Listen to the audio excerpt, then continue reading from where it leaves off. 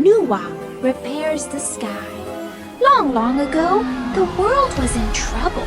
The sky cracked open, the earth split into pieces. Big fires burned everywhere. Great floods covered the land. Wild animals hurt people. People were very sad and scared. The goddess Nuwa saw all this. She felt very sorry for the people. "I must save them," she said. Nuwa collected stones of 5 different colors. She melted the stones in a big fire. Then she flew up and used the hot stones to fix the cracks in the sky. Next, she cut off the legs of a big turtle. She used them to hold up the sky. Then she fought a bad dragon and drove it away. Finally, she used reed ashes to stop the floods.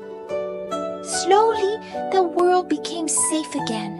People lived happily ever after. This story tells us that we should be brave when we face difficulties. We should also help people in need.